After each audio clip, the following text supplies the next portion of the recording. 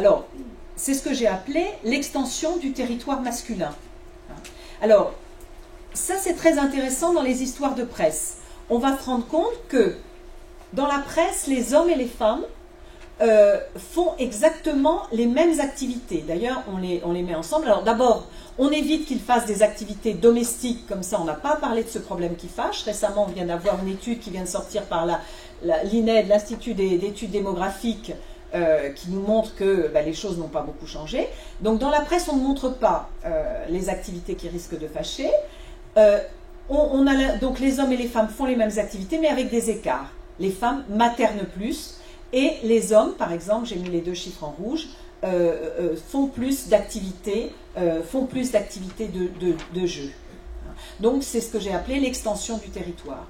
Les femmes ne sont pas exclues de la sphère professionnelle, mais là j'ai tiré ce tableau, ce graphique des manuels de maths. C'est très clair, en mauve vous avez les hommes, en bleu les femmes, et on se rend compte que les femmes sont exclues d'un certain nombre de métiers. Les hommes sont sur les métiers des femmes, que ce soit le commerce, l'éducation, etc. Et ce qui est intéressant, c'est que les hommes investissent la sphère privée, mais les femmes investissent beaucoup moins la sphère publique. Alors, je vais très vite sur la dernière sphère, puisque j'ai plus sur la dernière pierre de l'édifice, puisque j'ai plus beaucoup de temps. Ça, c'était des images d'enseignants pour montrer que, vous voyez, dans les images d'enseignants, on a des hommes et des femmes ordinaires, mais souvent, on préfère montrer comme enseignant le type du savant. Une des dernières pierres de l'édifice qui est très important, c'est le réseau d'échange.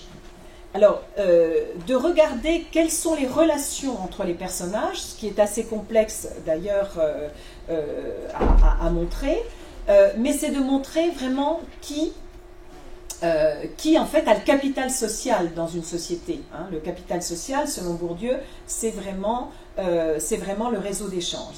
Bien, on se rend compte, là j'ai mis des chiffres concernant la presse, on se rend compte que sur 1686 relations, donc vous voyez là aussi un corpus important et représentatif quantitativement, on va se rendre compte que 80% des relations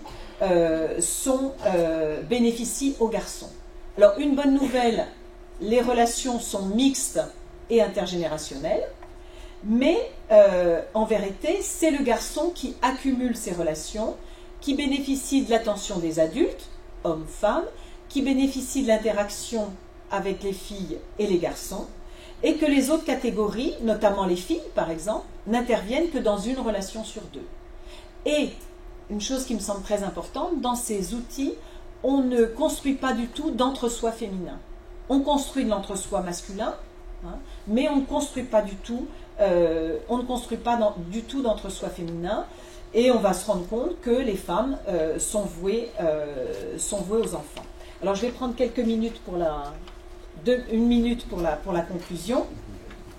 J'aurais pu, mais vous l'avez dans la pochette, on aura l'occasion, sur l'apprentissage, comment se fait l'apprentissage relationnel, on aura l'occasion éventuellement d'en discuter.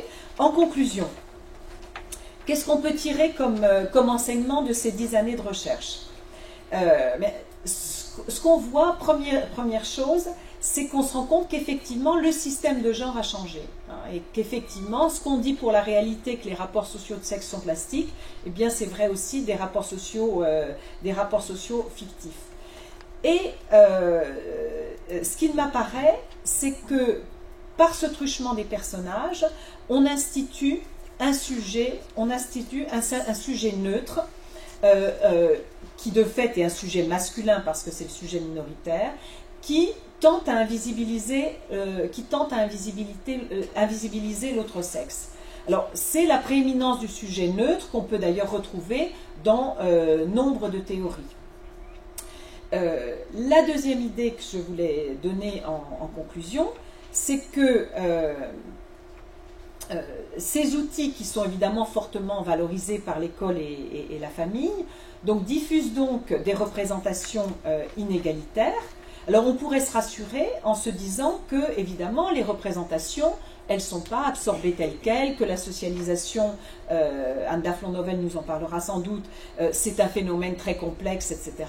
Mais encore faut-il pour qu'il y ait de multiples lectures de ces outils, encore faut-il que ces lectures, on les fasse et que ces lectures, elles ne restent pas implicites.